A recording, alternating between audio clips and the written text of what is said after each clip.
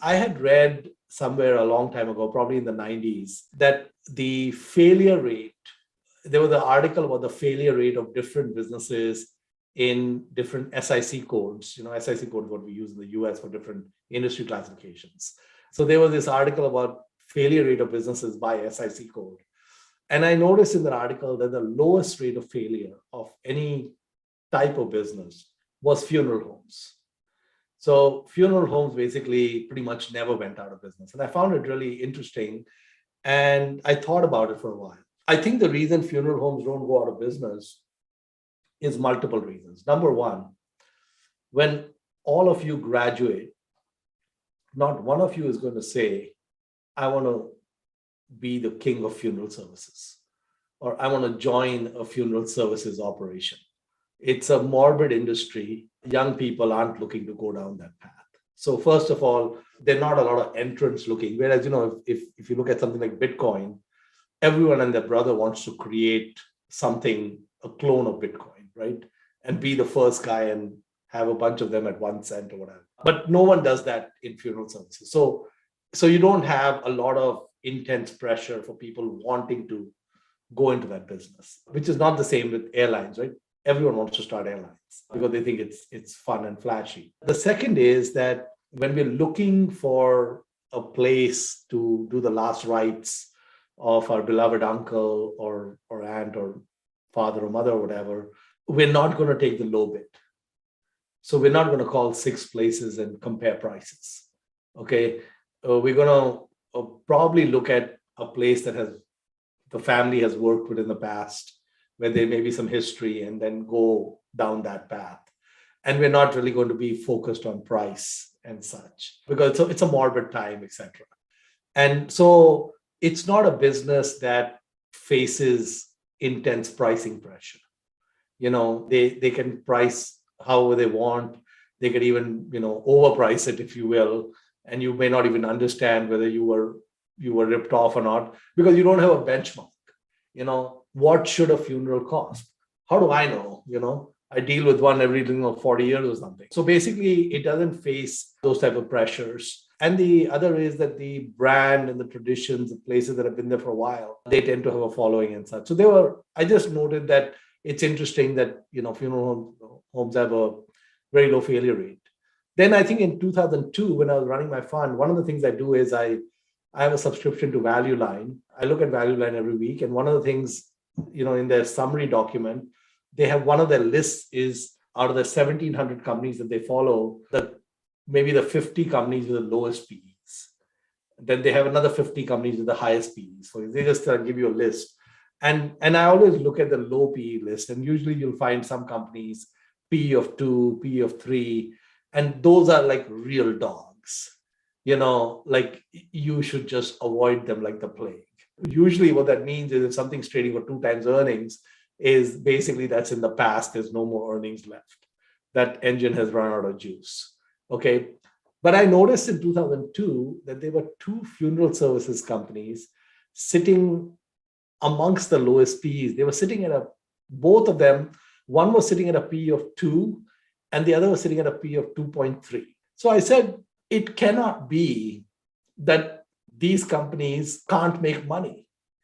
If anyone can make money, they can make money. I mean, I don't know who all are going to die in Singapore in 2022, but I can tell you how many are going to die. Okay, so you can come up with that number with a lot of precision. And so there is a recurrence in the sense that humans are going to die and certain percentage of the population is going to die and the revenue is going to show up and all of that. So I said, this is really strange. Why would a funeral services company trade at 2 times earnings, right? I mean, they should be at 20, 30 times earnings because they're just so stable.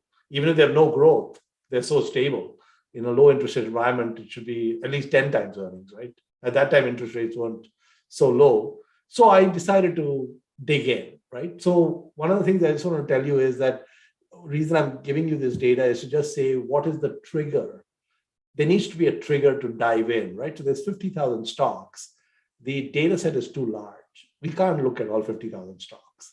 So we have to have a way of shortlisting, right? So one of the things I'm looking for shortlisting is I'm looking for anomalies, something weird that makes no sense. this was something weird that made no sense, right? So I said, let's dig in and find out what's going on.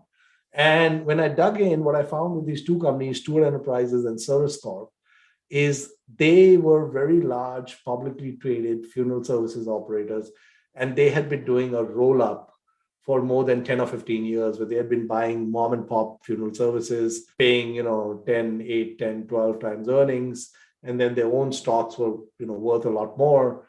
And they just kept doing that. And they had bought like thousands of funeral homes. And then what happened is they got too levered. Like in the case of Stewart Enterprises, they had bought a large number of funeral homes in Europe, but they were having trouble managing them. And so none of those funeral homes were producing any cash flow. So they had paid all this money out, but they were not making any money. And so they were kind of upside down, where the debt service was difficult. And I said, this sounds like a great business with a bad balance sheet, right? I mean, basically, the business is fine. It's the balance sheet that's stupid. And so I said, can they get out of it? What would happen here? I looked at the situation, and they were trading at 2 times earnings. Okay. So I said, look, all these people, they bought these funeral homes from. Okay. And what Stewart Enterprises had done is, let's say they bought John Hardy Funeral Services, for example, in Kansas City, for example. They made no changes to the business. It was still called John Hardy because it had brand recognition. And the people who were the clients never realized the business had been sold. They still had the John Hardy family running it. And they try to keep everything the same, right? Because the value was in the longevity of that brand. And that. So this was not one business like McDonald's with 1,000 locations. It was each individual place running with its own brand. Because if you kill that brand, you would really take away value and such. So I said, look, they bought John Hardy for maybe 10 or 15 times earnings. Okay. If they go back to John Hardy and say, listen, would you like the business back for 5 times earnings? And John Hardy would say, yes, because they know how good a business it is. So they would say, these dumbasses paid me 3 million and I can buy it back for $1 million. Here's your $1 million. Goodbye. Right. So I felt like if they had to, kind of raise cash to take care of their bank debt, etc., because there were so many of these funeral homes, they could easily sell a few hundred relatively quickly. And they would raise enough cash to get their situation. So I said, I don't think this can go bankrupt. I think they've got many different levers, and they had some cash, and they had about 18 months of breathing room, and the markets don't like uncertainty. So they had punished the stock because of this. And then what happened in a few months is they actually did something better than I thought. They made a deal to sell all their European funeral homes. So the total cash flow those European funeral homes were generating was a big fat zero. Actually, it was negative. They were losing money. And they made about 400 or 500 million when they made that deal.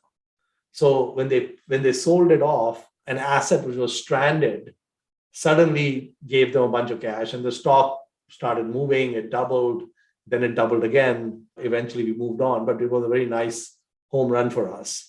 And again, there it was just, something I had read a long time ago, which I understood about funeral homes. And then you have this other understanding, which is good business, bad balance sheet. Can you work with that? And then, kind of confluence of factors coming in, and that works out.